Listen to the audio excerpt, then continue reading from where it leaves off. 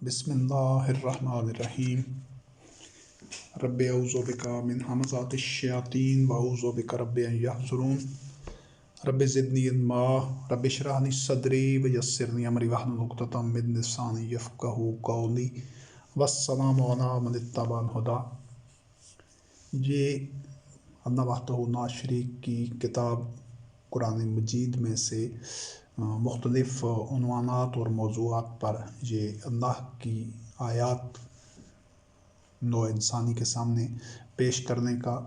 बयान करने का जो सिलसिला है, उनके मफ़हूम का, ये उस हवाला से दूसरी नशिस्त है जो ताग़ूती ताकतें हैं, तीन जो ताग़ूत के अनासिर और अज्ज़ा हैं। पहले दो नशिस्तों से मुतल्लिक़ आयात, पहले दो नशिस्तों में जो ताग़ूती अनासिर और अज्ज़ा हैं तीन, उनमें से दो के मुतल्लिक़ जो आयात हैं वो मुकम्मल तौर पर वो बयान हो चुकी हैं, चीदा सारी आयात नहीं, समझने के लिए। और जो उसका तीसरा जुज़्व है, ताग़ूत का तीसरा अंसर है, वो फ़िरौनियत जो कि हर दौर में मौजूद रहे हैं, और असर हाज़िर में जितने हुक्मरान हैं पूरी दुनिया के तमाम ममालिक के, चाहे उनका किसी भी मज़हब, किसी फ़िरका, किसी मसलक से या वो नादीन हों, तमाम के तमाम इस ज़ुमरे में हैं। तो ये फ़िरौनियत बाकी है, फ़िरौन मर गया है, लेकिन इनके जो ख़मीर है इन हुक्मरानों का, वो फ़िरौनी नफ्सियात से है और उनकी जो उसी के ये पैरोकार हैं। तो इनके जो पहली नशिस्त में इस मौजू पर जो पहली नशिस्त थी, उसमें उनका तारफ़ और नफ्सियात से मुतल्लिक़ आयात थी, और उनका जो बयानिया होता है, मौक़िफ़, नैरेटिव। तो इस नशिस्त में उनके जो जुराइम हैं, जो उनका घिनौना और मकरूह चेहरा है, उससे मुतल्लिक़ कुछ आयात आपके सामने बयान की जाएंगी, उनका मफ़हूम, और फिर जो उनकी जो रियाया होती है ऐसे हुक्मरानों को जो अपना हुक्मरान तस्लीम करते हैं, उनकी अताअत करते रहते हैं, उनसे मुतल्लिक़, और फिर आखिर में जो इस फ़िरौन का अंजाम हुआ, या जो फ़िरौनियत का अंजाम हर दौर में होता रहा है, जब भी हक़ उसके मुकाबले में आश्कारा होता है, हक़ मैदान में आता है, तो फिर फ़िरौनियत का या फ़िरौनों का या सारे बातिल निज़ाम का क्या अंजाम होता है, उससे मुतल्लिक़ आयात हैं। जो इनके जुराइम हैं, जो उसमें अल्लाह रब्बुल करीम ने बयान फरमाया कि इन्नहु तग़ा, ये सरकश होते हैं, ये अल्लाह वहदहू ला शरीक की नाज़िल करदा वही को नज़रअंदाज करते हैं, उसको ठुकराते हैं, उसको ख़ातर में नहीं लाते, बल्कि ये अपने अक़ल व फ़िक्र को, अपनी समझ को, अपने जो इनकी मैं होती है, ज़िद होती है, जो तकब्बर होता है, जो अपने आप को दूसरों से बड़ा और बेहतर समझते हैं, ये शैतानी नफ्सियात इनमें ज़ोरों पर होती हैं, शिद्दत से होती हैं, और उसी की बिना पर वो अपने आप को सोसाइटी की या किसी कम्युनिटी की क्रीम समझते हैं कि हम सबसे ज़्यादा ज़हीन, समझदार और ज़्यादा दानिश्वर लोग हैं कि हम सारे मामला चला सकते हैं। और यही उनकी जो तकब्बर और ख़ुद पसंदी बल्कि ख़ुद परस्ती जो होती है, ये उनके ख़मीर में होती है। गो के बज़ाहिर हो सकता है कोई अपने मामलात में या इस तरह की सूरत हाल में जो अवामुन्नास से जो उनका वास्ता हो, जो उनको धोखा देने के लिए बज़ाहिर हो सकता है बड़े नरम मिजाज बने हुए हों, लेकिन ये महज़ उनकी अदाकारी होती है। वो फ़ितरतन बातन में वो यही सरकश होते हैं, क्योंकि जो अल्लाह रब्बुल करीम की वही का जानबूझकर इत्तबा नहीं करता, तो वो अपनी जहालत और सरकशी की वजह से ऐसा करते हैं। और ये चूँकि अवामुन्नास में से नहीं होते, ये तो बड़े शातिर लोग होते हैं, सब कुछ जानते बूझते हैं, और इतनी ज़िम्मेदारी इनके कांधों पर होती है, कितने हज़ार लाखों करोड़ों इंसानों के मुतालिक ये उनके पॉलिसीज़ बनाते हैं। तो ये और अगर कोई कभी ऐसा शख्स आ भी जाए इक्का दुक्का, तो ये उसका इनका जो पूरी दुनिया के जो फ़िरौनों का जो कनब है, ये जो इलीट क्लास के हुक्मरान हैं, इनके कनब में ऐसा शख्स अवन तो आता नहीं है। ये ऐसा तागूती निज़ाम है कि किसी ऐसे बंदे को आने नहीं देता और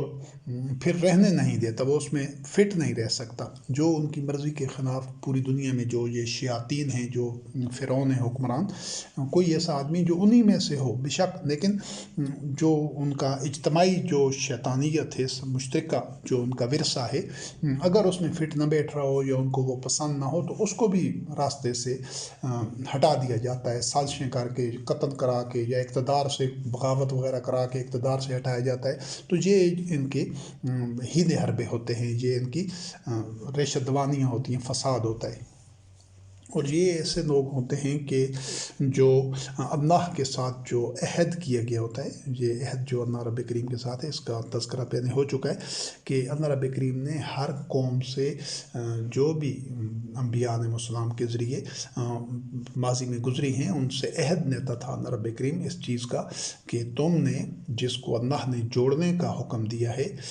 उसको तोड़ना नहीं है। और ये इंसानियत के रिश्ते, इंसानियत के नाते, इनमें तोड़ने वालों में जो सर फहरिस्त जो होते थे, जो इनमें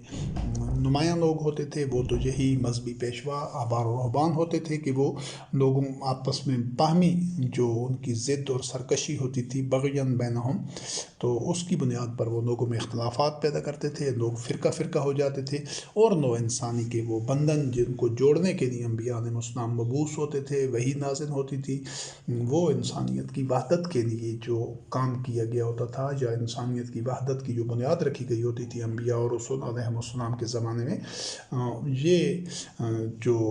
मजहबी पेशवा हैं उसको तोड़ते थे। और यही काम फिर जूँ जूँ मुआशरों में जिद्दत आती गई और बाकायदा सेटअप बनते गए, हुकूमतें बनती गई, तो अभी यही काम मजहबी पेशवा भी कर रहे हैं और ये जो हुक्मरान हैं ये भी वही काम कर रहे हैं कि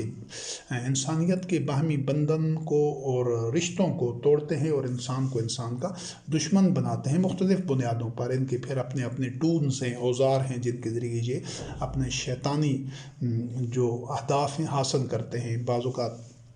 कौमियतों की सूरत में, बाज़ रंग व नस्ल की सूरत में, बाज़ नस्सानियत की बुनियाद पर, अनाकाइयत की बुनियाद पर, ये जो मज़हब की बुनियाद पर तोड़ते हैं वो शयातीन हैं मजहबी पेशवा। किसी को ये हिंदू है, ये मुसलमान है, ये सिख है, ये ईसाई है, ये यहूदी है, या दीगर जितने भी मज़ाहब हैं, एक दूसरे के दरमियान दो इंसानी के दरमियान तअस्सुब पैदा करते हैं और एक दूसरे का दुश्मन बनाते हैं। क्योंकि ये आग भड़कती रहेगी नफ़रतों की, तो इससे इनका जो लोग इसका ईंधन बनते रहेंगे और इनकी दुकान चलती रहेगी मजहबी पेशवाओं की। और इसी तरह ये जो सियासी रहनुमा होते हैं, हुक्मरान वगैरह, कौमी जो अपने आप को कौमी रहनुमा कहते हैं, हालांकि वो रहज़न होते हैं सारे, तो वो अभी जदीद दौर में जिस तरह ये मुख्तलिफ़ ममालिक की सरहदें हैं, इस सूरत में या उनके कहते हैं कि हम अपनी कौम के बेहतरी के लिए और उनकी बरतरी और के लिए सब कुछ कर रहे हैं, लेकिन असल में तो कौमों को कौमों का दुश्मन बनाकर सब में एक तनाव पैदा करके वो अपनी अपनी वो बातिन जो हुक्मरानी है उसके लिए जवाज़ पैदा करते हैं। लोगों में नफ़रतें ख़त्म हो जाएँ, नो इंसानी में वहदत आ जाए, अख़ुवत आ जाए, एक दूसरे से खौफ ख़त्म हो जाए, तो फिर इन मनऊनों की बका नहीं रहती। ये इनकी जो अय्याशियाँ हैं, इनकी जो बालादस्ती है, तो ये सारा एक तनाव, हालांकि इन सब की असलियत एक ही है, एक ही थैली के चटे बटे हैं, लेकिन इन्होंने एक ऐसा माहौल बनाया हुआ है कि जिसमें आदमी आदमी को अपना दुश्मन समझता है। एशिया वाले यूरोप वालों को, यूरोप वाले एशिया वालों को, मुख्तलिफ ममालिक आपस में एक दूसरे से, और अफ्रीका वाले, और ये सारे एक दूसरे को वो उनके ख़िलाफ़ जंगी तैयारियाँ और असलहा और इस तरह के ये सारे जो शैतानी मकरूह धंधे हैं, ये सारे इन हुक्मरानों की शैतान जहनीत का नतीजा है। क्योंकि इनके कुलूब के अंदर आग लगी होती है, तो ये दुनिया में भी आग भड़काने के तरपे होते हैं और गाहे बगाहे आग लगाते भी रहते हैं, और फिर मुख्तलिफ़ अक़वाम उस आग का ईंधन बनती आई हैं। ये सारी इंसानी तारीख़ इसी तरह की जो हादसात हैं, जो सानहात हैं, वो उससे भरी पड़ी है। आज भी दुनिया के कई खित्तों में आग लगी हुई है इसी जंग की, और ये इन्हीं शैतानों की वजह से है। लोग उस बर्बाद हो रहे होते हैं, بچے یتیم ہو رہے ہیں، خواتین بیوہ ہو رہی ہیں، جو کرۂ ارض کے نو انسانی کے مشترکہ وسائل ہیں وہ برباد ہو رہے ہیں، لیکن ان ملعونوں کے اپنے محلات، ان کی سیکورٹیز، اس پر کچھ فرق نہیں پڑتا، بلکہ ان کی عیاشیاں، سہولتیں، سب کچھ ان کا پروٹوکول وہ اسی طرح ہی رہتا ہے، لیکن دوسروں کو یہ ہزاروں لاکھوں انسانوں کو نقمہ اجن بنا دیتے ہیں اور ان کو محرومیوں کے ایک اندھے غار میں دھکیل دیتے ہیں۔ تو یہی اسی چیز کو اللہ رب کریم نے فساد قرار دیا ہے کہ یہ زمین میں فساد کرتے ہیں، اور ان پر اللہ کی لعنت ہے جو انسانیت کے ان رشتوں کو توڑتے ہیں، جو وحی کے تقاضے ہیں، جو وحی کا اتباع ہے عصر حاضر میں۔ تو جو لوگ وحی کے اتباع پر یقین رکھتے ہیں، جو اللہ کی نازل کردہ کتاب کے اوپر ایمان رکھنے والے ہیں، ان کو تو آج کم از کم اولین قدم کے طور پر جتنے بھی پہلے بھی اس کا تذکرہ ہو چکا ہے، جتنے بھی لوگ اپنے آپ کو مسلمان کہتے ہیں، مسلمان ہونے کا دعویٰ کرتے ہیں، وہاں ان کی اکثریت ہے جن ممالک میں، وہاں ان کو اپنی سرحدیں ختم کر دینی چاہیے، کوئی سرحد نہیں ہونی چاہیے، جتنے جہاں تک بھی ہیں ان میں آپس میں کوئی بارڈر نہ ہو، کوئی فوج نہ ہو، سب کا ایک مشترکہ کرنسی ہو، ایک مشترکہ دفاع ہو، ان کی ساری پلاننگ جو مکۃ المکرمہ سے ہو، مسجد الحرام ان کا عالمی دارالخلافہ ہو، اور ان کی تعلیمی نظام، ان کا جو جوڈیشری کا عدالتی نظام ہے، اس کی تمام تربیت اور اس کا انتظامات ادھر سے ہوں، معیشت کا، معاشرت کا، زراعت کا، ان کی سب کی ترقی کا، اور ان میں باہمی رابطے ہوں، عربی ایک باہمی رابطے کی عالمی زبان ہو بین الاقوامی، جس میں ہر خطہ ارض کے جتنے بھی مسلمان بچے ہیں، مومن بچے ہیں، وہ بچپن سے ہی بالکل ابتدائی سے ہی عربی سیکھنا شروع کر دیں، تاکہ جو اگلی نسلیں ہوں ان میں وحدت ہو، ان میں دوریاں کم ہوں، وہ اللہ وحدہ لا شریک کی آخری کتاب ہدایت قرآن کریم کو سمجھ سکیں۔ تو یہ جو سب کا تعلیمی نصاب ایک طرح کا ہو، لیکن یہ ملعون، یہ خبیث کبھی بھی نہیں چاہتے کہ ایسا ہو۔ کیوں؟ کہ جب تک انسانیت ٹوٹی رہے گی، ایک دوسرے سے تعصب رکھے گی، ایک دوسرے سے نفرت رکھے گی، اور ان کے درمیان خلیج رہے گی، نفرتوں کی آگ بڑھتی رہے گی، تبھی تو ان کے سب کچھ کا یہ جواز ہے کہ جو ان کی یہ معاذ اللہ یہ جو رب بنے بیٹھے ہیں، الہ بنے بیٹھے ہیں، اور یہ جو لوگوں کو انہوں نے اپنا غلام بنا رکھا ہے، اپنے خود ساختہ قوانین، جب لوگ اکٹھے ہو جائیں گے تو ان میں اتنی وحدت اور اتنا شعور ہوگا کہ وہ اپنے ان دشمنوں کو پہچان لیں گے۔ جب تک ٹوٹی رہے گی نو انسانیت، تو ان کا یہ مکروہ دندہ اسی طرح چلتا رہے گا۔ فرعون نے بھی تو یہی کیا ہوا تھا کہ جو اس کے عہد تھے، جو بنی اسرائیل تھے، ان میں سے اپنی رعایا کو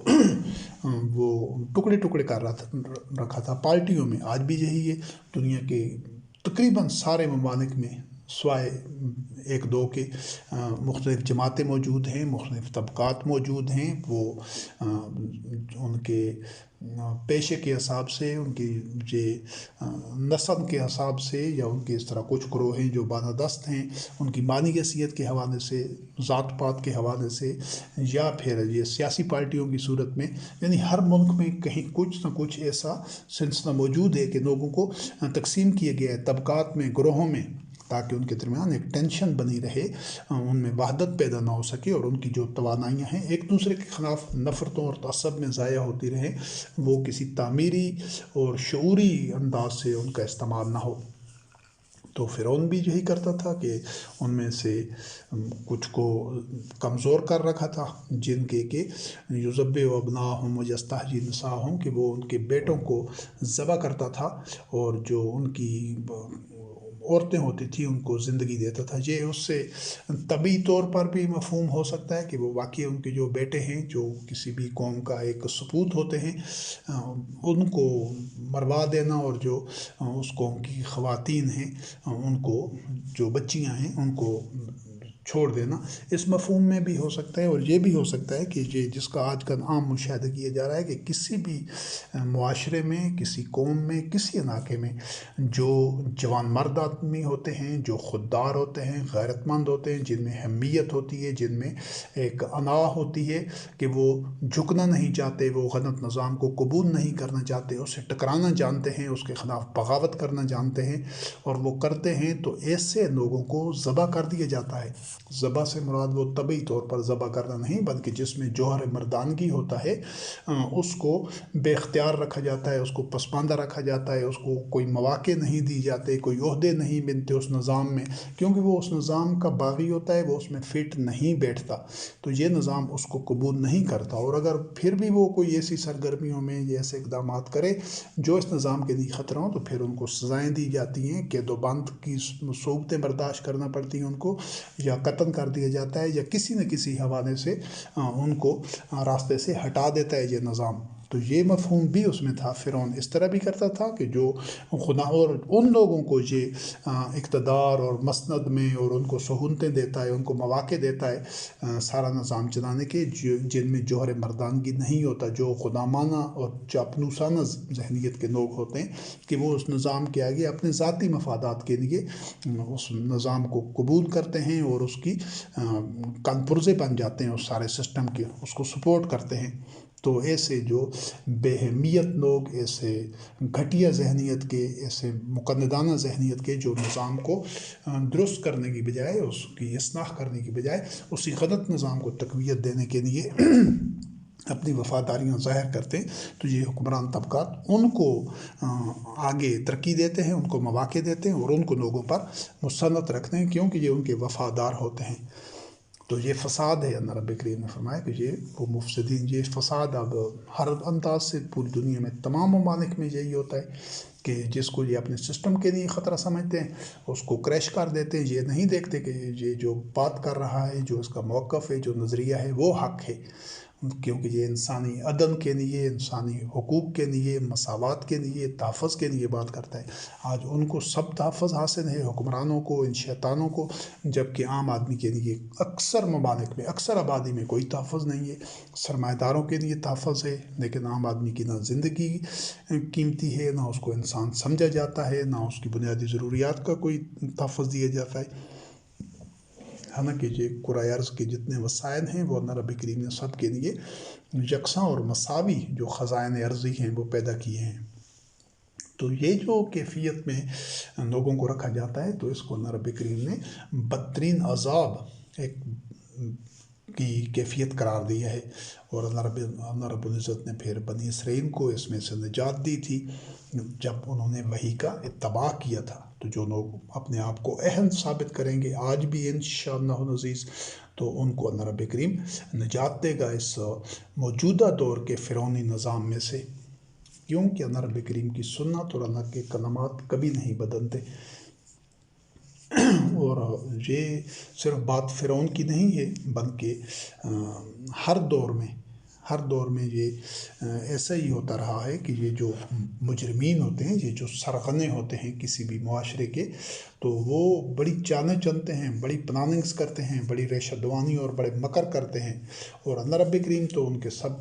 करतूतों को देख रहा होता है, और वो इतने बड़े मकर होते हैं, इतनी बड़ी प्लानिंग्स, इतनी डीप प्लानिंग्स आज भी कर रहे हैं। आज भी सारे तबकात, ये हुक्मरान और सरमाएदार और ये मजहबी पेशवा, इनका तो एक गठजोड़ होता है, क्योंकि ये सब एक ही थैली की चट्टे बट्टे हैं। तो आज भी ये इतनी दूर रस इनकी सोच होती है ताकि हमारी आने वाली नस्लें भी किसी ख़तरात से दो चार ना हों। ये इतनी गहरी प्लानिंग करते हैं। तो ये बन के यूँ जो अल्लाह रब्बुल करीम ने अल्फाज इस्तेमाल किए हैं कि ये नतज़ून मिनहुम जिबाल, के पहाड़ भी उससे अपनी जगह से हिल जाएं। जब इतने इनकी बड़ी साजिशें और इतनी दूर की प्लानिंग होती है कि ताकि इस निज़ाम के लिए ज़रा सा भी कोई ख़तरात पैदा ना हो। और ये पहली जो बनी इसराइल के अहले किताब जो थे, उनमें भी ऐसे मुजरिम थे। ये उनकी जो अपनी हिस्ट्री है कि अल्लाह रब्बुल करीम ने तो उनसे अहद और मीसाक लिया था कि तुम ज़मीन में खून न बहाओगे, और जो लोग कमज़ोर हैं या जो लोग ज़्यादा क़ुव्वत वाले नहीं हैं, तो उनमें से उनको बेघर नहीं करोगे, यानी उन पर हमला करके या उनको मजबूर नहीं करोगे, उनको ऐसा ना हो कि इलाका छोड़ना पड़े, उनकी ज़मीनों वगैरह पर, जो उनके जो वसाइल हैं उन पर कब्ज़ा करने के लिए, या उनमें अपनी शर्मंगेज़ी की वजह से उनको महकूम रखने के लिए उनको दरबदर नहीं करोगे, उनके घरों से नहीं निकालोगे। तो फिर इन्होंने इकरार तो किया कि हम ऐसा नहीं करेंगे, لیکن انہوں نے پھر اس کے خلاف کیا، اس عہد کو توڑا، اور انہوں نے لوگوں کو قتل کیا اور لوگوں کو بیکار کیا، ان پر چڑھائی کی، جارحیت کی، یعنی کمزوروں کے اوپر۔ یہ جو شیاطین ہوتے ہیں حکمران، یہ ان کے اندر جو ایک خباثت ہوتی ہے سرکشی کی، تکبر کی، تو ان کو چین نہیں آتا جب تک یہ مجبوروں کو اور محروموں اور کمزوروں کو کچلے نہ۔ یہ ان کی شیطانیت کو تب ایک ابھرتی ہے ان کے اندر سے کہ وہ اپنی دھاک بٹھائیں لوگوں کے اوپر، پھر اپنی سلطنتیں وسیع کریں۔ تو یہ ساری چیزیں پہلے بھی تاریخ انسانی میں چلتی آ رہی ہیں، اور آج بھی ابھی جو جدید دور میں جتنا یہ گزشتہ 1-2-3 صدیوں میں یہ جو استعماریت تھی، یہ جو قانون نظم تھا، اس میں بھی یہی خبیث اور ملعون تھے کہ جنہوں نے پوری دنیا میں لوگوں کو محکوم بنایا، غارت کری کی، لوٹ مار کی، ان کو بنیادی انسانی حقوق سے محروم کیا، ان کی آزادی چھینی، ان کے جو وسائل تھے ان میں لوٹ مار کی۔ یعنی کہ یہ شر اور فساد یہ نہیں کہ اس دور میں تھا، آج سے ابھی جدید دنیا میں بھی یہی ہو رہا ہے۔ آج ذرا انہوں نے یہ جو بھیڑیے ہیں، یہ جو خونخوار حکمران ہیں، ان کا طریقہ واردات قدرے بدلا ہے، لیکن پھر بھی کئی دفعہ وہ ایسی کھلی جارحیت پر آ جاتے ہیں کہ اس کے لیے، کیونکہ ان کو پتہ ہے کہ ہمیں کوئی روکنے والا نہیں ہے، کوئی مقابل میں ہے نہیں۔ وہ جو عوام الناس ہیں وہ تو بھیڑ بکریاں ہیں، وہ تو جانوروں سے بھی بدتر سطح پر ہیں، وہ زمین کا کچرا اور بوجھ ہیں، اور جو حکمران ہیں، حکمران تو انہی کی چاپلوسی کرتے ہیں، وہ تو انہی کے آگے دم ہلاتے رہتے ہیں جو بدمعاش ممالک ہیں۔ کسی بھی کمزور ملک پر چڑھائی کر دیں، اس کو تاراج کر دیں۔ یہ ابھی 1-2 جو عشرے گزرے ہیں اس میں اس کی کئی مثالیں ہیں۔ تو یہ ان شیاطین کے اندر یہ جو شر ہے یہ اب سے نہیں ہے، ان حکمرانوں، ان ملعونوں جن کی یہ نظریاتی اولاد ہیں، یہ اس دور میں بھی تھا کہ ان کو پھر ایک دوسرے سے باہم گٹھ جوڑ کر دیتے ہیں، سرکشی کرتے ہیں، کمزوروں کو بے گھر کرتے تھے، بے دخل کرتے تھے، اور ایک دوسرے سے گٹھ جوڑ کر کے ایک دوسرے سے کا تعاون کرتے تھے برے کاموں میں۔ اور پھر یہ خبیث جو ان کا تیسرا جو اس مثلث کا عنصر ہے، مذہبی پیشوا، پھر ان کو لوگوں کو دھوکہ دینے کے لیے ان کے کہنے پر یہ جو پھر جن کو جنگی قیدی بنا دیتے تھے ان کو ان کا فدیہ دے کر ان کو آزاد کراتے تھے کہ یہ اپنے طور پر اب کہ اپنے آپ کو نیکی اور دین پر عمل کرنے والے ظاہر کریں۔ اللہ رب کریم نے فرمایا تمہارے لیے تو وہ ان کو ان کے گھروں سے بے دخل کرنا، جارحیت کرنا، یا ان کو علاقہ بدر کرنا، ان کو جنگی قیدی بنانا، یا یہ بھی حرام تھا، یہ اس سے منع کیا گیا تھا۔ یعنی کہ وہ اتنے تضادات میں گرے ہوئے تھے، اور عوام الناس پھر بھی ان کی چالوں میں کو نہیں سمجھتی تھی کہ جب لوگوں کو بے گھر کرنا، ان پر حملہ کرنا، ان کو اپنے زمینوں سے اور اپنے اموال سے بے دخل کرنا، جارحیت کرنا ہی حرام امر ہے، حرام فعل حرام ہے، تو پھر وہ اس فعل حرام کا ارتکاب کر کے اللہ وحدہ لا شریک کی حدود کو پامال کر کے، حکم کی نافرمانی کر کے، معنی دارت پھر یہ کیا معنی رکھتا ہے کہ جو اس کے نتیجے میں پھر لوگوں کی جو لوگ جنگی قیدی بن جائیں یا جن کو محروم کر دیا ہو ان کی کوئی اعانت کی جائے یا ان کو آزادی دی جائے۔ جب غلام بنانا، حملہ کرنا ہی غلط ہے تو پھر آزادی دلانے سے اس کی تلافی تو نہیں ہو جاتی، وہ جرم کا ارتکاب تو ہو چکا ہے۔ آج بھی یہی ہے کہ یہ جو مختلف ممالک پر حملے کرتے ہیں، پھر پناہ گزینوں کے لیے یہ اپنی سرحدیں کھولتے ہیں، پھر پناہ گزینوں کی امداد کرتے ہیں، چیریٹی میں سے ان کو مہاجر کیمپوں میں رکھتے ہیں۔ یہ بالکل وہی جرم ہیں جو پہلے کیے جا چکے ہیں ماضی میں، صرف ان کی نوعیت اور انداز اور تھا، اور آج بھی ہو رہے ہیں۔ یہ سارا جو مہاجرین کے لیے پھر آگے بڑھ کر یہ بڑھ چڑھ کے امدادیں دیتے ہیں اپنے آپ کو اچھا شو کرنے کے لیے یا نیکی کے لیے، حالانکہ یہ جو جرم ہے ان کا اس نیکی سے بہت بڑا ہے، اور وہ جرم ہی ناقابل معافی ہے، اس کی چاہے یہ تنافی کریں ہی نہیں، لیکن یہ لوگوں کو دھوکہ دینے کے لیے یہ ریاکاری کرتے ہیں کہ اس کی پھر تنافی کے لیے ان کی خوراک کے ذریعے، ٹینٹس کے ذریعے اور اس طرح ان کی جو مدد کرتے ہیں۔ تو یہ اور پھر جس طرح یہ جو موسیٰ کلیم اللہ سلام علیہ کو جو فرعون احسان جتنا رہا تھا کہ ہم نے تمہارے اوپر تمہارے ساتھ بنائی کی ہے، نیکی کی ہے، یعنی تمہیں تمہاری پرورش کی ہے، تو موسیٰ کلیم اللہ سلام علیہ نے جواب دیا کہ یہ تم اسی کا احسان جتنا رہے ہو، میرے ساتھ جو احسان تم نے کیا ہے، تو کیا یہ اس چیز کا کیا جواز ہے کہ تو نے پوری بنی اسرائیل قوم کو غلام بنا رکھا ہے، انا بت بنی اسرائیل، اور یہ اتنے یہ سرکش ہوتے ہیں، اتنے یہ خود پرست ہوتے ہیں کہ جو ہی اس نے پہلے بھی اس کا تذکرہ ہو چکا ہے پہلی نشست میں، کہ جو ہی فرعون نے دیکھا کہ یہ جو لوگ ہیں یہ موسیٰ کلیم اللہ سلام علیہ کی حقانیت کو دیکھ کر، ان کی آئیڈیالوجی اور ان کے حق کے موقف کو دیکھ کر ان کے ساتھ شامل ہو گئے اور ان کی ایمان لے آئے، اور اللہ وحدہ لا شریک کو تسلیم کر کے موسیٰ سلام علیہ کلیم اللہ کے حق پر ہونے کی شہادت دے رہے ہیں، تو اس نے فوراً کہا کہ تم نے اگر میرے علاوہ کسی کو الہ بنایا تو میں تمہیں قید میں ڈال دوں گا۔ تو بپھر گیا نا، جس طرح وہ اس کی جو شیطانیت تھی وہ کھن کر سامنے آ گئی۔ پہلے تو وہ چالیں چل رہا تھا، لیکن جو ہی اس نے دیکھا کہ یہ میری چال ناکام ہو گئی ہے، تو پھر وہ جبر پر اتر آیا، پھر ظلم و ستم پر، پھر کیوں کہ وہ اپنی پرستش کرا رہا تھا بنی اسرائیل سے، اور یہ وہ اس کے لیے اس پر قیامت ٹوٹ پڑی کہ جن لوگوں کو میں نے خود بنایا یہ میرے خلاف ہو گئے ہیں، حالانکہ انہوں نے تو حق کو دیکھ لیا تھا۔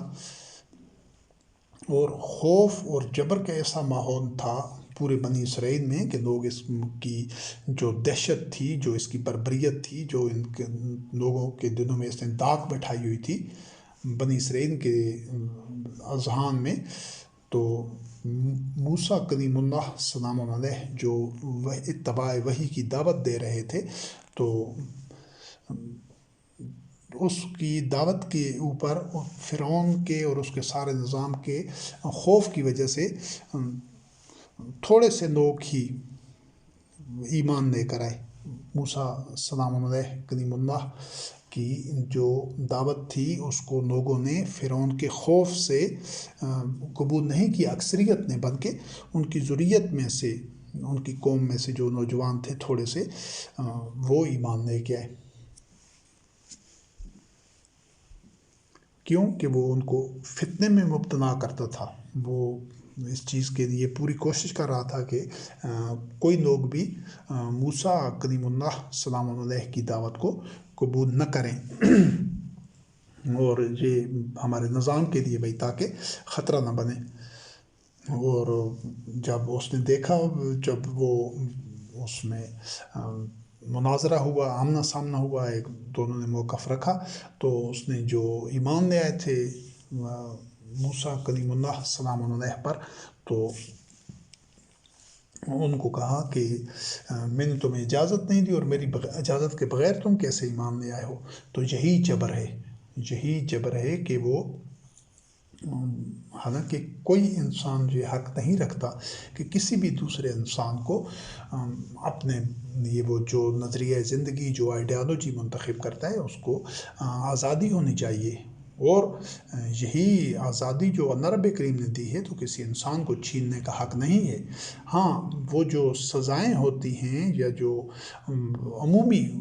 قواعد و ضوابط ہوتے ہیں وہ معاشرے کا نظم و نسق خراب کرنے، تباہ کرنے، سبوتاج کرنے کے لیے ہوتی ہیں۔ اگر کسی بھی مذہب کا کوئی بھی بندہ ہوتا ہے اور اللہ رب کریم کسی زمین کے خطے میں یا کچھ علاقوں میں مومنین کو استخلاف فی الارض دیتا ہے، تو جو مومنین ہوتے ہیں وہ کبھی بھی کسی بھی بندے کے اوپر قطعاً کوئی جبر نہیں کر سکتے، تاکہ وہ بندہ پوری آزادی کے ساتھ کسی بھی نظریہ حیات پر رہے، اس کو قبول کرے، اس کو رد کرے۔ تو لیکن جو اس کے انسانی حقوق ہیں، جو آزادی رائے، آزادی عمل و فکر اللہ رب کریم نے اس کو دی ہے، تو وہ مسلمان اور مومن اس سے کبھی سلب نہیں کر سکتا۔ ہاں، وہ خود اگر کنونس ہو جائے اور اس کو دلیل کی بنیاد پر اور وہ رزلٹس دیکھ کر اسلام قبول کرے، مومن ہو جائے، تو माशाअल्लाह अगर नहीं होता तो उसको कभी भी किसी तरह का अदम तहफ़्फ़ुज़ महसूस ना हो, किसी तरह का मुआशरती दबाव महसूस ना हो कि उसको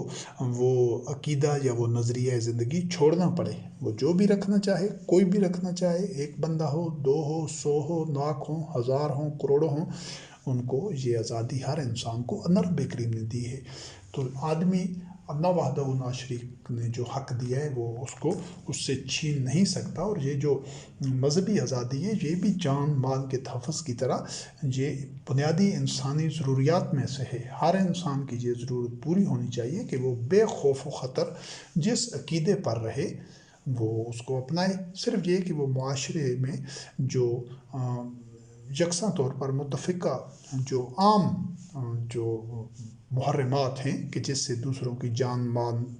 इज़्ज़त आबरू पर हर्फ आता है वो सब के लिए यकसा हैं। तो उनको अगर वो कोई शख्स पामाल नहीं करता तो वो अपने मज़हब पर, अपनी इबादत पर, अपने जो नज़रियात हैं उन पर बेखौफ व ख़तर उसको हर रियासत में, हर ख़ित्ता में, हर जगह पर उसको ये हर इंसान को हक़ हासिल होना चाहिए और ये अल्लाह रब्बुल करीम का दिया हुआ हक़ है। तो सरकशी इतनी होती है इनमें जब वो इक़्तिदार पर होते हैं तो ये जिस तरह फ़िरौन कह रहा था कि मुझे छोड़ो कि मैं मूसा कलीमुल्लाह अलैहि को कत्ल करता हूँ, ये अपने रब को बुला दे कि उसको बचा दे इसका रब। इनकी सरकशी का आज भी ये आलम है, आज भी यही कैफियत है, चाहे वो तरक्की पजीर ममालिक हों, तरक्की याफ्ता हों या पसमानदा ममालिक हों, सब के हुक्मरान की यही नफ्सियात है, चाहे उनका किसी मज़हब और किसी इलाका या ख़ित्ता से तल्लुक़ हो। और अल्लाह रब्बुल करीम ने फरमाया कि इसने अपनी कौम को गुमराह किया हुआ था। और सिर्फ़ उस फ़िरौन ने नहीं, हर फ़िरौन जो अल्लाह वहदहू ला शरीक की वही का इत्तबा नहीं करता और निज़ाम हुकूमत चलाता है, वो अपनी कौम को गुमराह करता है, हदायत नहीं देता। तो बकाया जहाँ तक अभी मौज़ूए उनके यानी मुतनका आयात हैं जो अवामुन्नास से कि जो ऐसे हुक्मरानों को कबूल करते हैं और के बाद दीगरे उम्रें उनकी गुजर जाती हैं, कई नस्लें गुजर जाती हैं और वो उनके इक़्तिदार को कबूल किए रखते हैं, उन लोगों के मुताबिक भी जानना ज़रूरी है। क्योंकि ये जो हुक्मरान होते हैं ये तो 1-2% होते हैं पूरे मुआशरे का, जो ये लीडर्स जो अपने आप को कहते हैं, ये रहबर कहते हैं, रहबर नहीं कि तो राहज़न होते हैं हकीकत में। लेकिन कैसे लोग होते हैं कि जो उनकी जो इक़्तिदार है, जो उनकी हुकूमत है, जो उसको कबूल करते हैं। तो इसमें अल्लाह रब्बुल करीम ने जो आयात में कुरान करीम ने बताया कि ये जो अहले सब्त थे जो बनी इसराइल में जिनको हुक्म दिया गया था कि हफ्ते के दिन मछलियाँ नहीं पकड़ना, लेकिन वो चालाकी करते थे और वो हफ्ते के दिन मछलियों को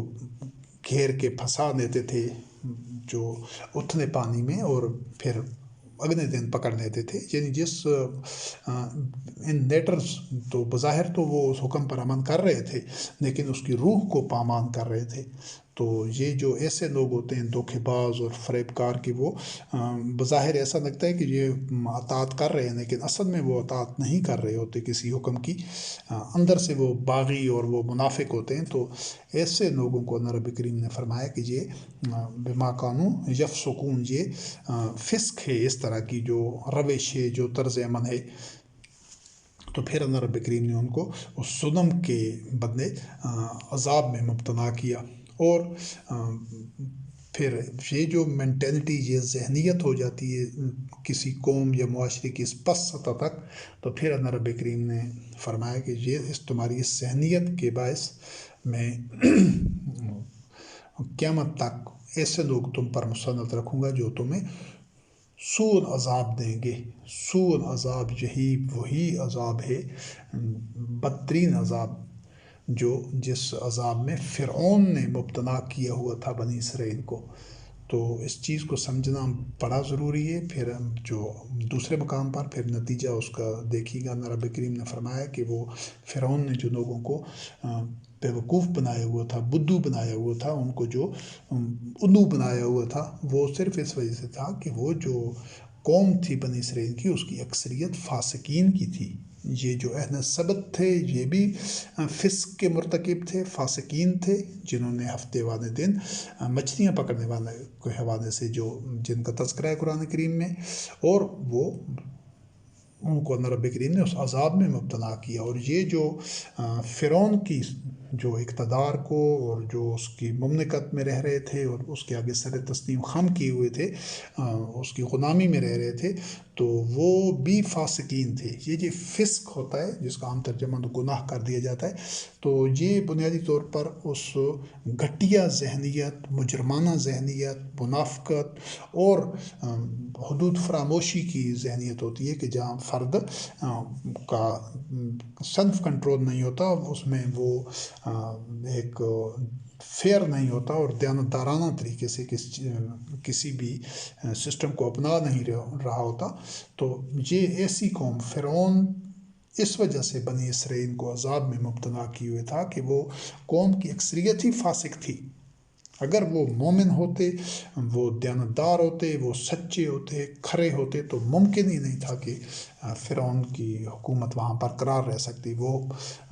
اس کو مسند اقتدار سے ہٹا دیتے اور کسی عدل و قسط والے بندے کو، کسی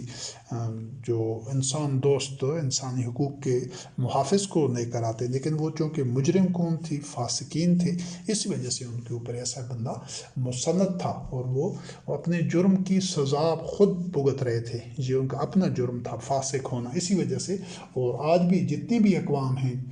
وہ ان کی بھاری اکثریت، چاہے ان کا کوئی بھی مذہب ہے، اسی وجہ سے ان کے کرپٹ حکمران ہیں اور اسی وجہ سے وہ خوف اور محرومی میں لوگ رہ رہے ہیں، اکثریت دنیا کی،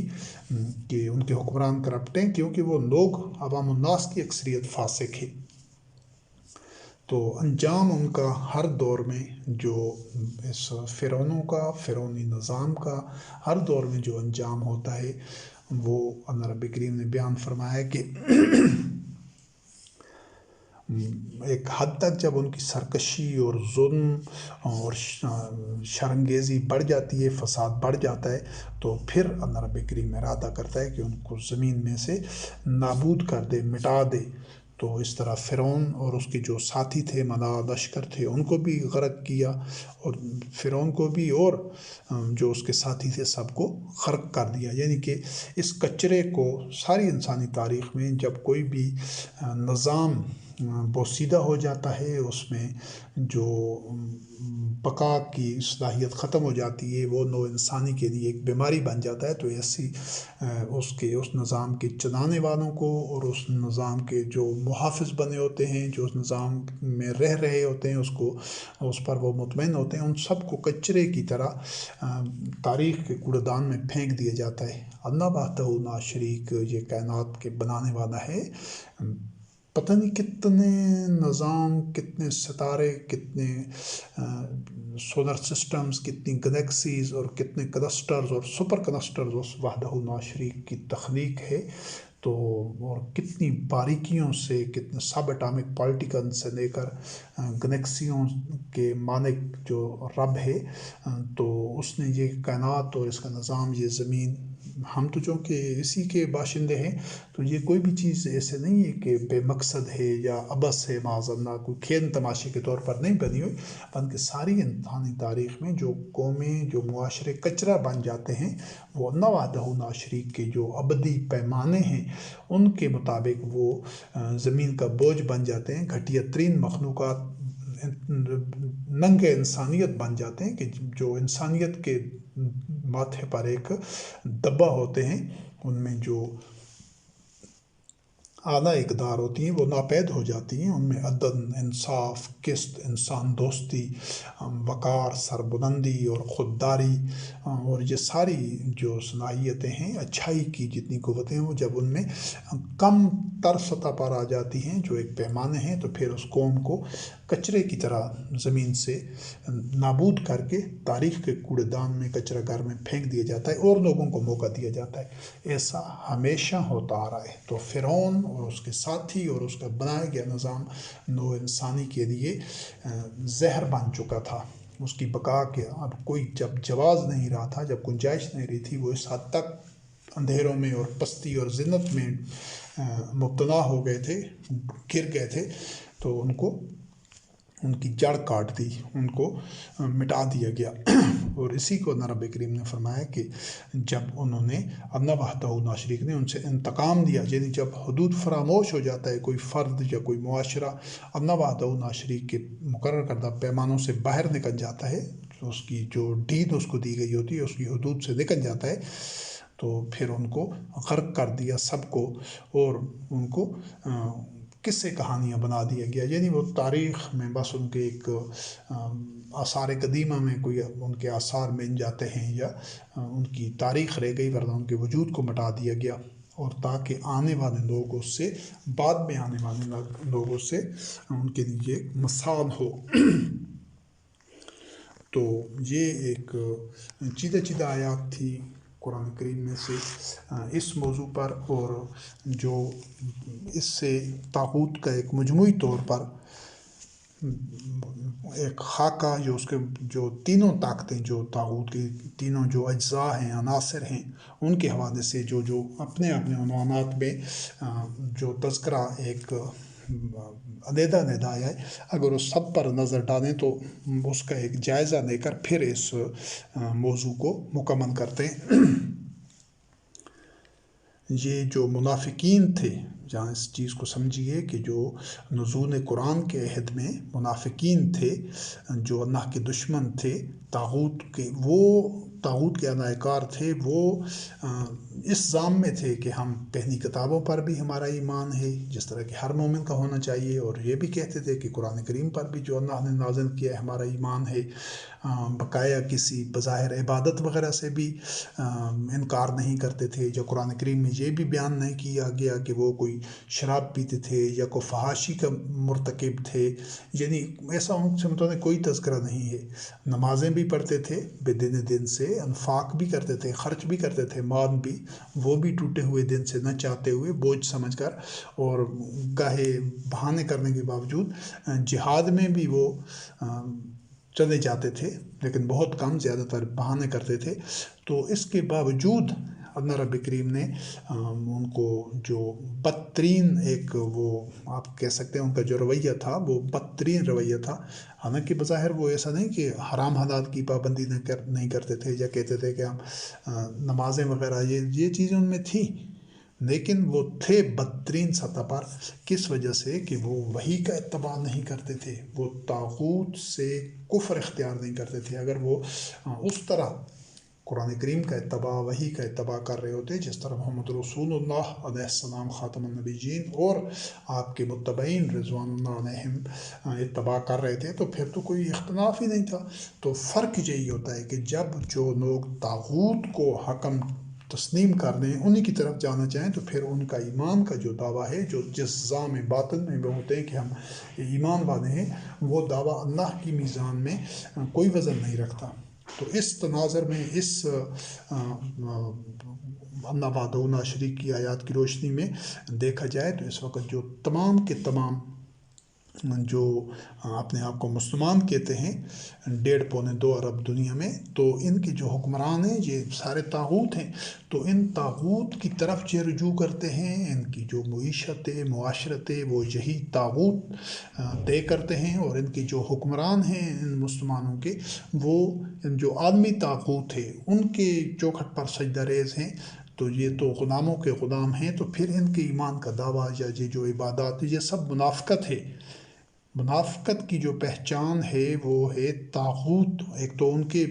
ظاہر و باطن میں تضاد تو تھا، یہ تو قرآن کریم میں مینشن ہے کہ وہ جو کچھ زبان سے کہہ رہے ہوتے اندر خانہ اور ہوتے، لیکن ان کا جو اصل جو جرم بڑا تھا وہ یہ ہے کہ وہ نبی کریم علیہ السلام رحمۃ للعالمین خاتم النبیین کی طرف رجوع کرنے کی بجائے وہ زبان سے کہہ رہے ہوتے تھے، یعنی وحی کا اتباع نہیں کرتے تھے۔ اگر وحی کا اتباع کر رہے ہوتے تو پھر تو دیگر مومنوں اور ان میں کوئی فرق ہی نہ ہوتا، لیکن وہ زبان سے کہتے تھے، لیکن اس کے بعد اس محفل سے اٹھ کر پھر جو ان کے اپنے شیاطین تھے، جو اسلام کے دشمن تھے، سرغنہ تھے، مجرمین میں سے، جو کہ پس پردہ رہتے تھے ان کے پاس جاتے تھے اور کہتے تھے ہم تو ان سے مسلمانوں سے مومنوں سے صرف مذاق کر رہے تھے، ہم تو تمہارے ساتھ ہیں۔ تو ان کے دوگنا پن اور یہ جو تضاد تھا ان کے کون و فعل میں، ان کے کردار میں، یہ اپنی جگہ، لیکن جو ان کی انٹینشن، جو ان کے قلوب میں چیز تھی کہ وہ محمد رسول اللہ علیہ السلام رحمۃ للعالمین خاتم النبیین، جو کہ وحی کے مطابق، قرآن کریم کے مطابق جو معیشت، معاشرت اور سارے سماجی معاملات چلا رہے تھے، یہ آپ علیہ السلام کے پاس حکم، یعنی آپ کو حکم تسلیم کر کے فیصلہ کرانے کے لیے، سارے معاملات کے سے متعلق رہنمائی دینے کے لیے نہیں جاتے تھے، بلکہ طاغوت کی طرف جاتے تھے۔ تو طاغوت کی طرف جو اس پر انحصار کرتا ہے، اسے قبول کرتا ہے، اس کی طرف جاتا ہے، تو وہ منافقین کی روش پر ہے۔ آج سارے مسلمان لوگ انہی طاغوت کو اپنا حکم بنائے ہوئے، تو اس میں کوئی شک نہیں ہونا چاہیے کہ یہ وہی منافقین والا مذہب ہے۔ یہ مذہب انہی منافقین کا کھڑا ہوا ہے۔ یہ جو مسجد زرار والے ہوتے ہیں، جو پہلے اس کا تذکرہ بھی مسجد زرار والے لوگ تھے جنہوں نے مسجد زرار بنائی تھی، اگر یہ ان کے مذہب پر نہ ہوتے تو یہ طاغوت کے خلاف میدان میں آتے، اس سے کفر اختیار کرتے، اس کو رد کر دے، برات اختیار کرتے، کیونکہ یہ جو طاغوت سے کفر کرنا ہے، اس کا اللہ رب کریم نے حکم دیا ہے، وقت امروا ان یکفروا بہ، اور شیطان تو چاہتا ہی یہی ہے کہ ان کو دور گمراہی میں ڈالے، یعنی وہ جو ان کے سرغنے تھے، جو ان کے اندر کی شیطانی نفسیات تھی، وہ تو ان کو وحی کے اتباع سے روکتی تھی۔ تو یہ طاغوت سے جو کفر اور برات اختیار نہیں کرتا، اس کا ایمان کا دعویٰ کوئی معنی نہیں رکھتا اللہ رب کریم کی بارگاہ میں۔ تو یہی ان کی نفسیات تھی، یہی ان کے کون و فعل کا تضاد تھا کہ جب مومنوں کے پاس ہوتے تو کہتے تھے کہ ہم ایمان لائے، اور جب اپنے شیاطین کے پاس جاتے تو ان کو کہتے ہم تو تمہارے ساتھ ہیں، ہم مومنوں سے مذاق کر رہے تھے۔ اور بنی اسرائیل میں یہ جو یہود و نصارہ تھے، ان میں یہی شیاطین کے پیچھے، شیاطین کی باتوں پر لوگ چل رہے تھے۔ جس طرح سلیمان علیہ السلام کے عہد میں جو شیاطین تھے، وہ اس طرح کی چیزیں گھڑتے تھے اور لوگوں میں پھیلاتے تھے، یعنی وحی کا اتباع نہیں کرتے تھے۔ یہ سارے جو مذہبی پیشوا تھے یہود و نصارہ کے، یہ اس وحی کا اتباع نہیں کر رہے تھے۔ اکثریت مذہبی پیشواؤں کی یا یہود و نصارہ بنی اسرائیل کے اکثریت جو تھی، یہ تو انہی چیزوں کے اوپر لگے ہوئے تھے، انہی کا اتباع کر رہے تھے، وہ جو شیاطین نے گھڑی ہوئی تھی۔ اور سلیمان علیہ السلام نے کفر نہیں کیا تھا، بلکہ انہوں نے کفر کیا تھا اور لوگوں کو جھوٹ کی تعلیم دیتے تھے۔ تو یہ جو شیاطین کا چیزیں گھڑ کر لوگوں میں پھیلانا ہے، پہنچانا ہے، یہ ہر نبی علیہ السلام کے دور میں ہوتا رہا ہے۔ خود نبی کریم علیہ السلام کے دور میں جو شیاطین تھے، یہی مسجد زرار والے منافقین تھے۔ پھر انہوں نے باتیں گھڑی، اپنی طرف سے پھیلائیں، پھر ان کو مذہب کا نام دیا، ان کو نبی کریم علیہ السلام رحمۃ للعالمین خاتم النبیین سے منسوب کیا، کئی کاموں کو، کئی عقائد کو، کئی احکام کو، اوامر و نواہی کو، اور پھر بعد میں 200-250 سال بعد آ کر محدثین نے ان سے، لوگوں سے پوچھ کر کتابیں لکھ دیں، اور وہ حدیثیں، ان کو حدیث کا نام دیا۔ تو یہ سب انہی شیاطین کے گھڑے ہوئے جھوٹ ہیں جو ان کتابوں میں یا اس کے بعد آنے والی تمام کتابوں میں لکھے گئے ہیں۔ دین صرف اللہ وحدہ لا شریک کی کتاب، آخری اور مکمل کتاب میں مکمل ہو چکا ہے قرآن کریم کے اندر، اس سے باہر دین کا ایک لفظ بھی نہیں ہے۔ یہ جو اپنا گھڑا ہوا دین ہے، یہ ہر دور میں ان شیاطین کا کام ہوتا ہے، اور نبی کریم علیہ السلام کی جو قوم کے شیاطین تھے، وہ یہی مسجد زرار والے تھے، اور یہ جو مذہب چلا ہوا ہے 1400 سال سے 1200 سال سے زائد عرصہ ہو گیا ہے، تو یہ انہی شیاطین کا بنایا ہوا مذہب ہے، اور اسی کو لوگ شیاطین کے دھوکے میں آ کر لوگ اس کو اللہ کا دین اسلام سمجھ کر اس پر عمل کر رہے ہیں، کبھی عقل فکر سے کام نہیں لیتے۔ یہ ان کا جرم ہے۔ اور یہ جو ایمان والے ہوتے ہیں تو یہ تو فی سبیل اللہ کے راستے میں قتال کرتے ہیں، اور جو کافر ہوتے ہیں یہ طاغوت کے راستے میں۔ تو اللہ رب کریم نے فرمایا کہ ان سے جو شیطان کے دوست ہیں، طاغوت اور شیطان بنیادی طور پر تو پہلے اس کا حوالہ آ چکا ہے کہ یہ کوئی الگ سے اس طرح مخلوق نہیں ہے کہ کوئی ایسی غیر مرئی یا کوئی عجیب و غریب انوکھی مخلوق ہے آدمیوں سے الگ، نہیں، شیطان ایسا وجود نہیں ہے، بلکہ شیطان بنیادی طور پر جب آدمی کے اندر ہوتا ہے تو وہ ایک تخریبی خیالات، ایک وسوسے، ہوائے نفس اور شر پسندی کے جو خیالات، جذبات ہوتے ہیں وہ شیطان ہوتے ہیں۔ منفی جو فساد پیدا کرنے والی سوچیں، خیالات، تحریکیں، وسوسے آدمی کے اندر آتے ہیں وہ شیطانی وسوسے ہوتے ہیں۔ اور جب کوئی آدمی ان تحریکوں کے آگے یوں سمجھیں کہ اس تحریک اس کا محرک ہوتی ہے اور وہ تحریک کے آگے مغلوب ہو جاتا ہے، وہ اس جذبوں کے ہاتھوں مغلوب ہو جاتا ہے اور ان کے پیچھے پیچھے چلنے لگتا ہے، وہ اس پر غلبہ پا دیتے ہیں، اس کو گھیر لیتے ہیں، تو پھر وہ آدمی شیطان بن جاتا ہے۔ یہ شیاطین ان سے کہ آدمی پھر وہ شیطان کا چلتا پھرتا پیکر ہوتا ہے۔ تو یہ وہی شیاطین کی بات کر رہے ہیں۔ اللہ رب کریم نے جو بتایا کہ یہ جو کافر ہیں انہی شیاطین کے راستے میں لڑتے ہیں، اور جو کافر ہوتے ہیں ان کے جو سرپرست ہوتے ہیں یہی طاغوت ہوتے ہیں، جو ان کو نور سے ظلمات کی طرف یعنی روشنی سے اندھیروں کی طرف لے جاتے ہیں۔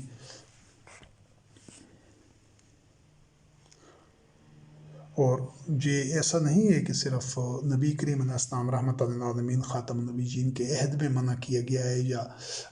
یہ بنی اسرائیل کو بلکہ تمام ہر امت میں جب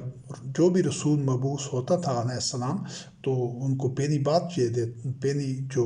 اصولی تعلیم یہی ہوتی تھی ہر رسول علیہ السلام کی کہ اعبدوا اللہ واجتنبوا الطاغوت، کہ اللہ کے عبد بن جاؤ اور طاغوت سے اجتناب کرو، اس سے کفر کرنا ہوتا ہے، اس کو رد کرنا ہوتا ہے۔ جب تک طاغوت سے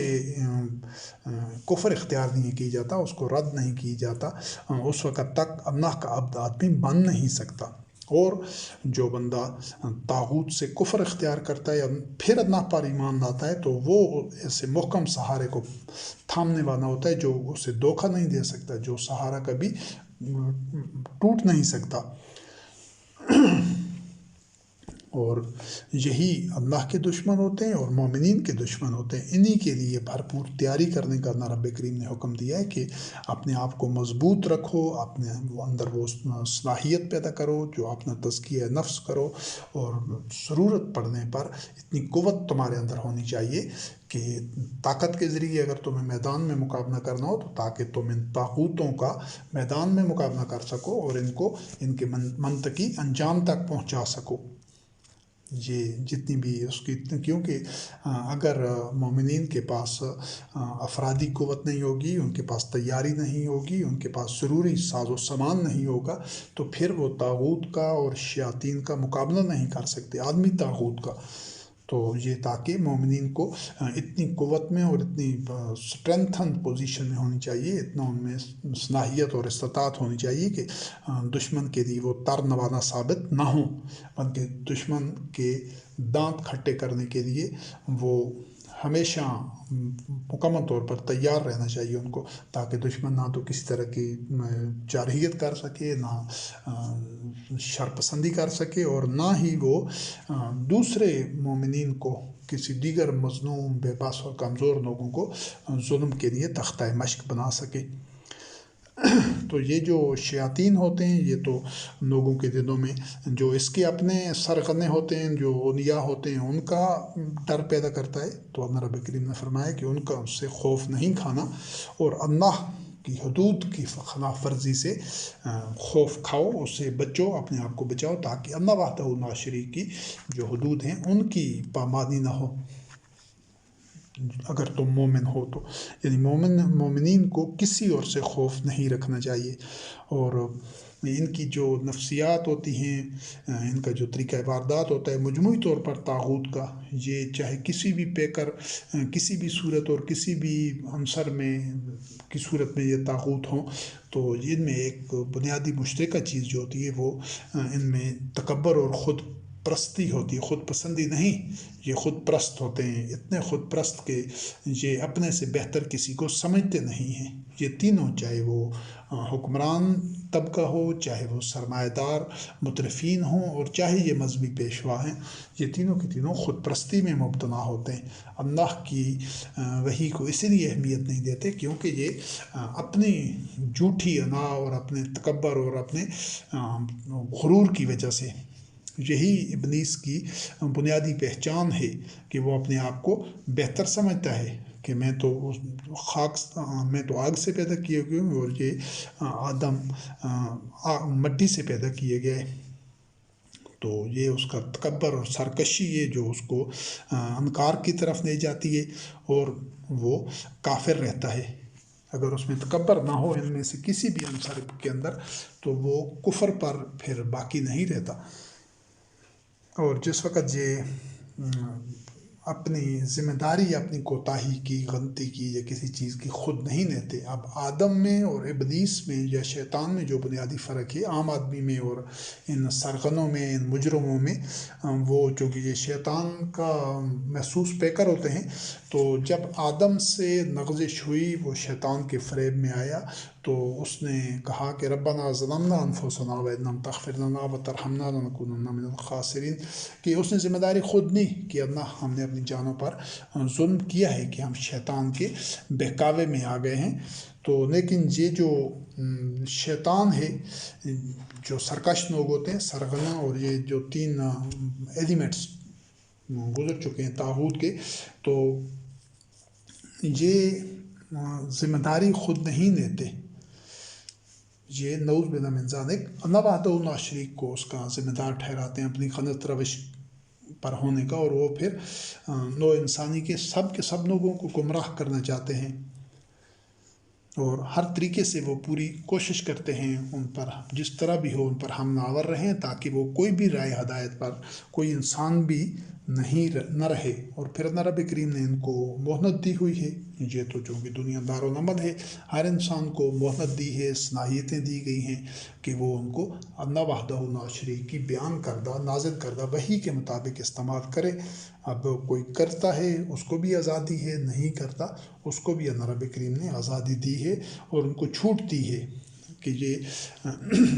ہر ہیلے سے، ہر حربے سے، ہر ٹول استعمال کرتے ہوئے وہ انسانی کو گمراہ کرتے ہیں، ان کے مال میں، ان کی اولاد میں۔ اور یہ جو شیطان کے یہ جو وعدے ہوتے ہیں یہ دھوکے پر مبنی ہوتے ہیں۔ یہ نوع انسانی کے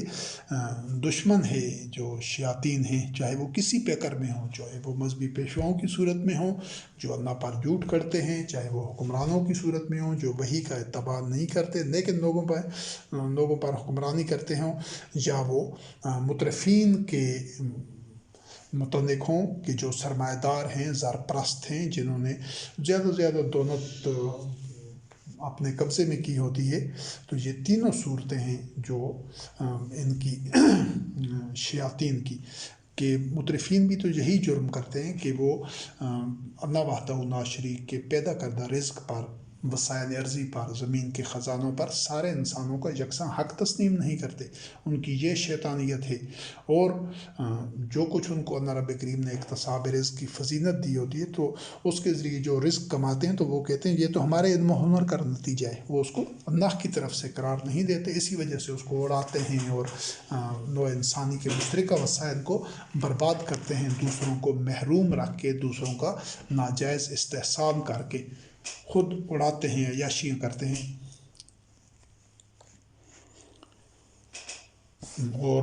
شیطان کا یہ بھی ایک اس کے خمیر میں ہے، ان شیاطین بھی اسی کا مظہر ہیں، لیکن جب وہ اندر آدمی کی سوچوں میں ہوتا ہے اس وقت بھی، اور جب وہ محسوس پیکر آدمی کے پیکر میں آ جاتا ہے، شیطان پیکر مجسم بن جاتا ہے آدمی شیطان کا، تو اس وقت بھی یہ کہ وہ دھوکہ دیتا ہے آدمی کو، وہ جو حقیقت ہوتی ہے اس کے برعکس جو صورت ہوتی ہے وہ اس کے سامنے بیان کرتا ہے، اور پھر اس کے سامنے قسمیں کھاتا ہے کہ میں تو تمہارے لیے خیر خواہ ہوں، لیکن اصل میں دھوکے باز ہوتا ہے۔ آج بالکل یہ جو شیطانی خمیر کے مطابق 3 لوگ چل رہے ہیں پوری دنیا میں ہر دور میں، اسی اصول کے اوپر وہ سرگرم عمل رہے ہیں، اسی اصول تو نہیں کہنا چاہیے بلکہ اسی بدباطنی اور اسی چالاکی کے ساتھ کہ جس طرح شیطان نے قسم کھائی تھی کہ میں تو تمہارا خیر خواہ ہوں۔ یہ شیطان یہی پیکر محسوس میں آدمی ہی تھے، یہ الگ سے جس طرح کہ پہلے تذکر ہو چکا ہے، کوئی الگ سے ایسے غیر مرئی یا کوئی انوکھی مخلوق نہیں ہے۔ آج بھی یہ تینوں شیاطین کے جو پیکر ہیں یہ یہی تو کہتے ہیں، حکمران کہتے ہیں کہ ہم نوع انسانی کے امن اور خوشحالی اور ترقی کے لیے اور بقائے باہمی کے لیے اور طاقت کے توازن کے لیے یہ سب کچھ کر رہے ہیں، حالانکہ یہ طاقت کا توازن بگاڑ رہے ہوتے ہیں، یہ فساد پھیلا رہے ہوتے ہیں، نوع انسانی کو توڑ رہے ہوتے ہیں اور ظلم کہ عام کرنے میں ان کا کردار ہوتا ہے۔ جبکہ مذہبی پیشوا جو کہتے ہیں کہ ہم تو لوگوں کو اللہ کے راستے پر چلا رہے ہیں، وہ اللہ کے راستے میں خود سب سے بڑی رکاوٹ ہوتے ہیں اور وہ اللہ کے راستے سے دور کرنے والے ہوتے ہیں۔ اس کے علاوہ جو تیسرا جزو ہے شیاطین کا، جو تیسرا گروہ ہے مترفین کا، سرمایہ داروں کا، دولت پرستوں کا، تو یہ کہتا ہے کہ ہماری جو سرگرمی ہے، ہم نے اتنی جو معاشی سرگرمی دنیا میں، یہ کارخانے، یہ کاروبار، یہ سارے زراعت اور یہ چیزیں جو ہم چلا رہے ہیں، تو یہ تو لوگوں کی خوشحالی کے لیے اور ان کے وسائل اور پیداوار کے لیے چلا رہے ہیں، حالانکہ وہ لوگوں کو خوشحال رکھنے کی بجائے اکثریت کو محروم رکھتے ہیں اور ان کی خیر خواہی کے لیے نہیں بلکہ اپنے مفادات اور اپنی یہ شیطانیت ہے اس کے لیے یہ کچھ کر رہے ہوتے ہیں۔ تو وہی دھوکہ دینا، کوئی بھی ان میں سے یہ نہیں کہے گا کہ ہم تمہارے دشمن ہیں یا تمہیں دھوکہ دے رہے ہیں یا ہمارے عمل کی وجہ سے تم برباد ہو رہے ہو، نہیں، ایسا کبھی کوئی تسلیم ہی نہیں کرے گا۔ تو یہ تینوں کی تینوں، یہ جو دنیاوی زندگی ہے، عرضی زندگی اور اس کی زینتیں ہیں اور یہ جو کشش ہے، یہ آدمی کی نگاہ میں انہی کو مزین کرتے ہیں، تینوں کے تینوں خود چونکہ یہ دنیاوی زندگی ان کی آنکھوں کو خیرہ کر چکی ہوتی ہے، وہ دنیاوی ضرورتیں، سہولتیں، آسائشیں اور طرح طرح کی اللہ کی نعمتوں کے پیچھے بھاگتے ہیں، انہی کے لیے ہر طرح کے جرائم کرتے ہیں، دوسروں کو محروم کرتے ہیں۔ تو یہ وہی سمجھے کہ لوگوں کی نگاہوں میں اس کو پسندیدہ ٹھہراتے ہیں، ان کی نگاہ میں پسندیدہ ہوتی ہے، پھر یہ اس کو تفاخر کے ساتھ اور بڑی ٹھاٹ باٹ نمود و نمائش کے ساتھ وہ لوگوں کے سامنے لاتے ہیں، تو لوگ بھی ان سے مرعوب ہو جاتے ہیں۔ تو یہ لوگوں کی نگاہوں میں، اور یہ جو مذہبی پیشوا ہیں یہ بھی یہی کام کرتے ہیں، حکمران بھی اور سرمایہ دار بھی، تینوں اپنے اپنے، صرف یہ کہ ان کا نوعیت انداز مختلف ہے لیکن حقیقت تینوں کی ایک ہی ہے۔ لیکن جو اللہ رب کریم کے مخلص بندے ہوتے ہیں ان پر ان کا بس نہیں چلتا، اور اگر ان تینوں شیطان کے، ابلیس کے یا طاغوت کے تینوں جو مظاہر ہیں ان کا مشترکہ ایک نقطے میں ان کو بیان کرتا ہوں، ایک جو ان کی جس بنیاد کی وجہ سے ان کو سمجھنا ہو کہ یہ نوع انسانی میں عداوت پیدا کرتے ہیں۔ جب آدمی شیطان کے وہ بہکاوے میں آیا، شیطان نے اس کو ورغلایا، تو نوع انسانی میں جو چیز نمودار ہو گئی تھی وہ تھی بعضکم لبعض عدو، کہ وہ اپنے مقام انسانیت سے گر کر اور الفت، اخوت اور وحدت سے محروم ہو کر وہ ایک دوسرے کے دشمن بن جاتے ہیں۔ تو آج معاشروں کے معاشرے، ملکوں کے ملک، علاقے اور مختلف مذاہب کے فرقے سب اس وجہ سے ایک دوسرے کے دشمن ہیں، کیونکہ سب ابلیس کے بہکاوے میں آئے ہوئے ہیں۔ جس دن یہ شیطان کے، طاغوت کے، ابلیس کے بہکاوے سے نکل جائیں گے تو یہ کبھی بھی ایک دوسرے کے نوع انسانی دشمن نہیں رہ سکتی، پھر تو وہ الفت کے پیکر میں جڑے ہوئے ہوں گے، وہ اخوان ہوں گے، وہ وحدت میں ہوں گے، اور وہ ایک دوسرے کے ساتھ نہایت بے تکلفی اور اعتماد کے ساتھ نہ خوف ہوگا نہ حزن ہوگا، اس طریقے سے کاروان انسانیت چل رہا ہوگا۔ جب تک یہ نفرتیں ہیں، یہ ممالک کی سرحدیں ہیں، یہ سیاسی پارٹیاں ہیں، یہ فرقے ہیں، یہ ایک دوسرے کا ڈر اور خوف ہے، اور ایک دوسرے کے ناجائز استحصال کا جو سلسلہ ہے، جب تک یہ چلتا رہے گا تو اس وقت تک نوع انسانی اسی عداوت ثابت کرتی ہے کہ وہ ابھی تک شیطان کے زیر اثر ہیں۔ جب وہ کی تاثیر ختم ہو جائے گی پھر ان میں وہ شیطانی جو سوچیں ہیں وہ نہیں رہیں گی، شیطانی جو عمل ہے وہ نہیں رہیں گی ان میں۔ اور یہ جو شیاطین ہوتے ہیں یہ بڑے چالاک ہوتے ہیں، جو اس کا قبیلہ ہوتا ہے، یہ شیاطین اور اس کے قبیلے کا جو اللہ رب کریم نے تذکرہ کیا ہے، تو یقیناً یہ شیطان اگر اس طرح ہوتا کہ جس طرح عام طور پر سمجھا جاتا ہے کہ یہ کوئی الگ سے علیحدہ کوئی مافوق الفطرت کوئی مخلوق ہے، تو پھر اولیاء شیطان اور ابلیس کی ذریت اور اس کا شیطان کا قبیلہ، یہ الفاظ قرآن کریم میں نہیں ہوتے. تو یہ سارے اسی کے شیطانی قبیلہ کے لوگ ہیں. طاغوت کا ایک پورا قبیلہ ہے، یہ اس قبیلہ کے لوگ ہیں، اور یہ آدمیوں کی ان کمزوریوں کو سمجھتے ہیں. یہ آدمی کو وہاں سے دیکھتے ہیں جہاں سے آدمی ان کو نہیں دیکھ سکتا. یعنی یہ اتنے چالاک اور اتنے شاطر اور عیار ہوتے ہیں کہ ان کو عوام الناس کو یہ سمجھ نہیں آنے دیتے کہ ان کے مقاصد کیا ہیں، ان کی پلاننگ کیا ہے اور ان کا طریقہ واردات کیا ہے. اور ان کے چنگل میں صرف وہی لوگ آتے ہیں. اس چیز کو پھر سمجھنا ضروری ہے کہ جو اللہ وحدہ لا شریک کی نازل کردہ وحی پر ایمان نہیں لے آتے، جو اللہ کی وحی پر قرآن کریم پر ایمان لانے والے ہوتے ہیں، وہ کبھی ان کے فریب میں نہیں آتے، بلکہ وہ ان کے مقابل ہوتے ہیں میدان میں. اور اللہ وحدہ لا شریک کے نازل کردہ قرآن کریم کے مطابق ان کا چونکہ عمل ہوتا ہے تو یہ شیاطین کو شکست دیتے ہیں. شیاطین کے قبیلے کو، سارا قبیلے کو شکست دیتے ہیں. اور یہ جو منافقین ہیں خاص طور پر، تو یہ انہی شیاطین کو اپنے دینی دوست بناتے تھے، سرپرست بناتے تھے، اور پھر اس غلط فہمی میں مبتلا ہوتے تھے کہ ہم ہدایت پر بھی ہیں. تو کبھی بھی یہ شیاطین کے جو پیروکار ہوتے ہیں یہ ہدایت پر نہیں ہو سکتے. اور ایک نظر قیامت کے منظر پر بھی ڈال دیجیے گا کہ جن کو لوگوں نے شریک بنایا ہوتا تھا اللہ کو، اور یہ حکمرانوں کی اطاعت کرنا، ان کا حکم ماننا، سمجھے کہ یہ ان کا عبد ہونا، ان کو الہ ماننا جو کہ طاغوتی حکمران ہیں، تو یہ بھی شرک ہے. یہ جس دن قیامت کے دن ان کو نو انسانی کو کہا جائے گا کہ کہاں ہے وہ جن کو تم نے جس سیم میں نظام میں تھے کہ یہ ہمارے شریک ہیں، جب تم اللہ وحدہ لا شریک کے حکم کو چھوڑ کر جن کا حکم مانتے تھے تو وہ کہاں ہیں. تو پھر وہ جو سرکش لوگ ہوں گے، یہ جو شیاطین ہیں، یہ کہیں گے کہ اے اللہ، یہ وہ لوگ ہیں جن کو ہم نے گمراہ کیا تھا، جن کو اغوا کیا تھا، یعنی حق کے راستے سے ہٹایا تھا. تو ہم تو خود حق کے راستے سے ہٹے ہوئے تھے، خود اغوا شدہ تھے، یعنی خود ہم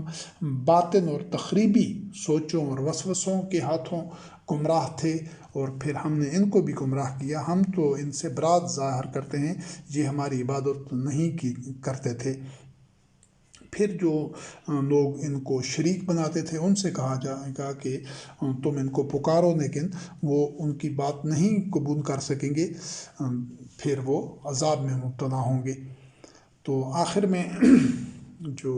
اس عنوان کی، اس موضوع کی جو آخری آیات ہیں، اس میں یہ آیات پہلے بھی ان کا تذکرہ ہو چکا ہے کہ اللہ رب کریم نے حکم دیا نبی کریم علیہ السلام کو کہ ان لوگوں پر جو مخاطبین تھے، جو سامنے موجود تھے، یعنی وحی کا جو اتباع نہیں کر رہے تھے، ان کے متعلق کہا گیا ہے کہ ان کو یہ قصہ سناؤ تاکہ یہ فکر کریں، سوچ بچار کریں کہ جس کو اللہ نے اپنی آیات دی تھی لیکن وہ ان سے روگردانی کر گیا، اس نے اللہ کی آیات کو نظر انداز کر دیا، تو پھر شیطان اس کے پیچھے پڑ گیا، شیطان اس کے پیچھے پیچھے چلنے لگا اور وہ آدمی گمراہ ہو گیا. اور اگر ہم چاہتے، ہماری مشیت یہ ہوتی تو پھر ہم اس کو رفتوں پر لے جاتے، اس شخص کو، اگر وہ وحی کا اتباع کرتا. لیکن وہ تو مادی مفادات کے پیچھے پڑ گیا، وہ تو دنیاوی زندگی کو اس نے غرض، اسی کی غرض رکھی، اسی سے غرض رکھی اور اسی کو اولین ترجیح قرار دیا، تو اپنی خواہش نفس کے پیچھے چلتا رہا. تو اس کی مثال کتے کی طرح ہے کہ اگر تم اس پر بوجھ ڈالو، اس کو دوڑاؤ، پھر بھی وہ ہانپ رہا ہوتا ہے، اور اگر تم اس کو چھوڑ دو تو پھر بھی ہانپ رہا ہوتا ہے. اور یہ صرف کسی ایک شخص کی بات نہیں، یہ پوری اس قوم کی بات ہے جو اللہ کی آیات کو جھٹلانے والی ہوتی ہے. تو اللہ رب کریم نے فرمایا نبی کریم علیہ السلام کو کہ ان کے سامنے یہ قصہ بیان کرو، ہو سکتا ہے یہ فکر کریں. تو ان آیات میں، اور یہ جو طاغوت سے متعلق عمومی آیات تھی، اور اس سے پہلے جو ان کے फ़िरौन और उसके जो साथियों के फ़िरौनियत के जो अमाल होते हैं उनसे मुतल्लिक, तो उनके जो आयात नंबर और सूरत नंबर हैं उनको सुन लीजिए कि उनको कुरान करीम में से देखना चाहें, इत्मीनान करना चाहें तो उनको देख लीजिए। सूरत ताहा आयत नंबर 43 43, सूरत अर्राद आयत नंबर 25, सूरत अनकसस आयत नंबर 4, सूरत अनबकरा आयत नंबर 49, सूरत इब्राहीम आयत नंबर 46, सूरत अनबकरा आयत 84 85, सूरत अश-शुअरा आयत नंबर 22, सूरत अश-शुअरा आयत नंबर 29, सूरत यूनस आयत नंबर 83, सूरत अन-आराफ आयत नंबर 123, सूरत अन-मोमिन आयत नंबर 26, सूरत ताहा आयत नंबर 89, सूरत अज़-ज़ुख़रुफ़ आयत नंबर 54, सूरत अन-आराफ आयत नंबर 165 से 167, सूरत अज़-ज़ुख़रुफ़ आयत नंबर 54, सूरत बनी इसराइल आयत नंबर 103 और सूरत अज़-ज़ुख़रुफ़ आयत नंबर 55 और 56। और तागूत से मुतल्लिक़ जो उमूमी जे आखिर में जो हिस्सा बयान किए गए उन आयात के हवाला जात हैं। सूरत अन-निसा आयत नंबर 60, सूरत अन-बकरा आयत नंबर 14, सूरत अन-बकरा आयत नंबर 102, सूरत अन-निसा आयत नंबर 76, सूरत अन-बकरा आयत नंबर 257, सूरत अन-नहल आयत नंबर 36, सूरत अन-बकरा आयत नंबर 256, सूरत अन-अनफ़ाल आयत नंबर 60, सूरत आल इमरान आयत नंबर 175 और सूरत अन-आराफ आयत नंबर 12, सूरत अन-बकरा आयत नंबर 34, सूरत अन-आराफ आयत नंबर 17, सूरत बनी इसराइल आयत नंबर 64, सूरत अन-आराफ आयत नंबर 22, सूरत अन-आराफ आयत नंबर 20 से 22, सूरत अन-हिज्र आयत नंबर 39 आयत नंबर 40, सूरत अन-आराफ आयत नंबर 24, सूरत अन-आराफ आयत नंबर 27, सूरत अन-आराफ आयत नंबर 30 और सूरत अन-कसस आयत नंबर 62 था 64 और सूरत अन-आराफ आयत नंबर 175 176। तो इन आयात को नवादा नाशरी की नाज़िल करदा किताब हिदायत कुरान करीम में से देखिए, उस पर तफक्कर कीजिए कि ये जो अल्लाह रब करीम ने आखिर में ये सूरत अन-आराफ की आयत नंबर 175 176 में बयान फरमाए, तो इस मसाद पर गौर कीजिए कि मुसलमान कौम को भी अल्लाह रब करीम ने अपनी आयात कुरान करीम की सूरत में दी। तो जिन लोगों ने उनका इत्तबा किया मोहम्मद रसूलुल्लाह अलैहिस्सलाम रहमतुल लिल आलमीन खातमुन नबीयीन के अहद में, तो उनके साथ अल्लाह रब करीम ने अपने वादे ईफा किए। तो उसके बाद जो लोग हैं तो वो उस वफ़ात के कुछ अर्सा बाद उन्हीं शैतान के मज़हब पर आ गए जो मस्जिद ज़र्रार वालों ने गढ़ा था। तो इंशाअल्लाह ये इन 3 जो मौज़ूआत थे तागूत से मुतल्लिक़ वो आज मुकम्मल हो गए और अगली नशिस्त में इंशाअल्लाह अज़ीज़ हम अभी कुछ और मौज़ूआत रहते हैं, वो भी तागूत से मुतल्लिक़ हैं, उनकी नफ्सियात से मुतल्लिक़ और उनके और भी मुख्तलिफ़ मौज़ूआत हैं। लेकिन ये जो फिर जो अवामुन नास जो होते हैं उनसे मुतल्लिक़ और जो जब ये मौजू मुकम्मल हो जाएंगे, क्योंकि पहले जो मरहला ला है उसको तय करना ज़रूरी है और वो तब मुमकिन है जब आदमी तागूत के सारे जो उसके हैं सरगने हैं, जो उसके अज्जा हैं, उनको समझ लेगा ताकि वो इनके हाथों शिकस्त न खाए, इनके फ़रेब में मुब्तला न हो। तो फिर उसके बाद इंशाअल्लाह जो ईमान है अल्लाह वहदहु शरीक पर ईमान है और दीगर जो अज्ज़ाए ईमान हैं उनसे मुतल्लिक़, मोमिनीन से मुतल्लिक़ और उन्हें अमर से, इबादत से और दीगर जो इस्लाम से मुतल्लिक़ मौज़ूआत हैं उन पर इंशाअल्लाह अज़ीज़ उनसे मुतल्लिक़ जो आयात हैं उनका मुताला किया जाएगा। लेकिन पहले ये तागूत और शैतान के उन्वान को मुकम्मल करने के बाद वस्सलामु अला मन इत्तबअल हुदा।